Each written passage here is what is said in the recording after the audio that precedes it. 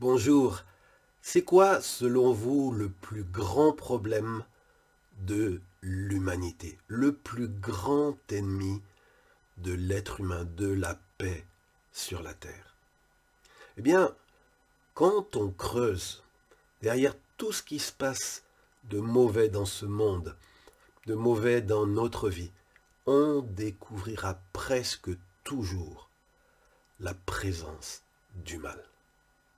Le mal, oui, c'est l'ennemi numéro un des êtres humains, de notre bonheur, de notre paix sur cette terre. Alors, quel est le remède, la solution à ce problème du mal? L'armée, la police, la justice, quand ils exercent leur profession correctement, ils limitent la casse. Mais jusqu'à aujourd'hui, ils ont été incapables d'endiguer ce fléau. Serait-ce la politique, la philosophie, le progrès? Malgré toutes leurs belles promesses, aucun de ces chemins n'a réussi à résoudre le problème du mal sur la terre. Alors la solution serait-elle la religion?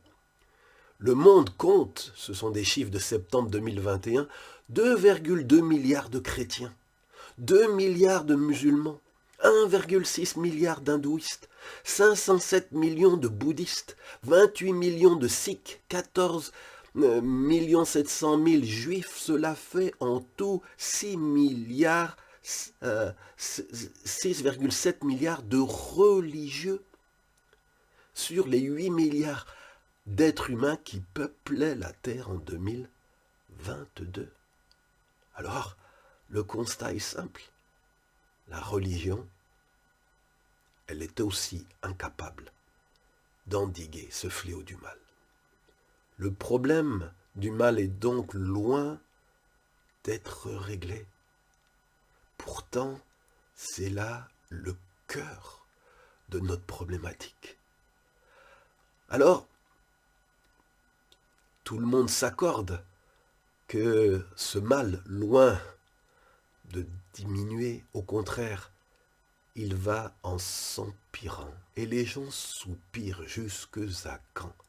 Alors j'aimerais, dans cette vidéo, vous parler de quelle est la solution à ce problème que nous propose l'Évangile. L'Évangile, c'est la bonne nouvelle que Jésus est venu nous apporter, et cet Évangile nous indique deux chemins pour sortir du mal, deux chemins à l'humanité. Le premier chemin, c'est celui de la repentance, c'est-à-dire le besoin d'un positionnement radical par rapport à cet ennemi qui est le mal. Qu'en est-il de ce positionnement dans ta vie? Tu vois le mal, tu le condamnes, tu le critiques, mais toi-même as-tu pris position dans ta vie, dans ta propre vie? Est-ce que tu as choisi de dire non au mal, de te détourner de ce qui est mauvais? Par rapport au mal qu'on a commis et que l'on regrette, en fait, l'Évangile nous propose le chemin du pardon. Ce pardon n'est pas une grâce à bon marché, il est rendu possible uniquement parce que Jésus à la croix a pris sur lui les coups que nous méritions. Si donc quelqu'un met sa foi dans le sacrifice de Jésus à la croix, son péché, le mal qu'il a commis, peut, nous dit l'Évangile, être effacé. Mais le pardon ne suffit pas pour éradiquer le mal. Le prophète biblique Jérémie écrivait à propos de la nature humaine: « Un léopard peut-il changer ses taches ?» Mais la réponse est non. Et bien de même, dit Jérémie, pourriez-vous faire le bien, vous qui êtes si accoutumés à faire le mal? Pour éradiquer le mal, il faut que le pardon soit complété par un autre chemin, un deuxième chemin, qui est celui du changement du cœur humain. Le changement de cœur. C'est là que tout se passe. Et le prophète biblique Ézéchiel annonçait qu'un jour, ce changement de cœur serait accessible aux hommes par la venue d'un sauveur. Ézéchiel disait de la part de Dieu, « Je verserai sur vous de l'eau pure et vous serez purs.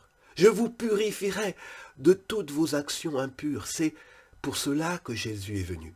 Par son sang versé à la croix et son sacrifice, il nous offre la purification du mal.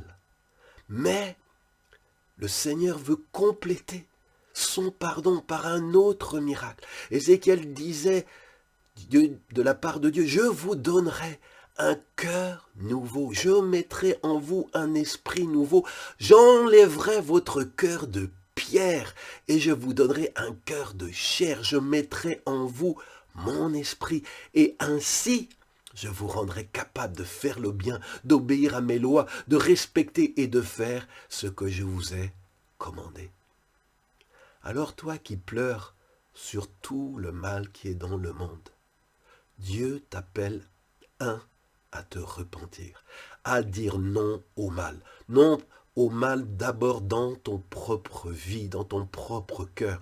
Et pour le mal que tu as commis, viens à la croix, demande pardon, demande à Jésus par son sang versé pour toi de te purifier, de te pardonner, que ça soit effacé.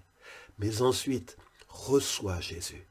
Demande à Dieu d'accomplir dans ta vie sa promesse, de mettre en toi un cœur nouveau, d'enlever ton cœur de pierre parfois, et de te rendre capable de faire ce qui est bien, parce que par toi-même, par lui-même, l'être humain en est incapable.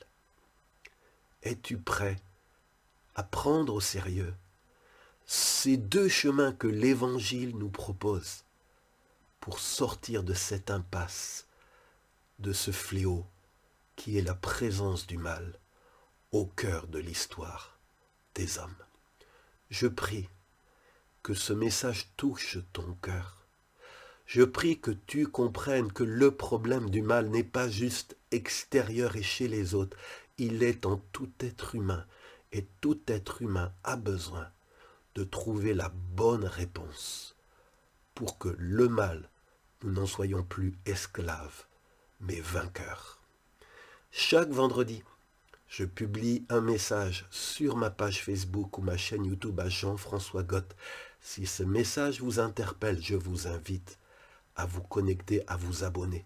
Et aussi, tous mes enseignements, je les ai regroupés sur un site internet, cdlr.fr. Vous pouvez les trouver sous forme écrite, audio, vidéo. Ces messages vous aideront à trouver un chemin qui vous conduit vers la paix. Alors je vous invite à découvrir ce site cdlr.fr. Et je vous dis à vendredi prochain pour un nouveau partage.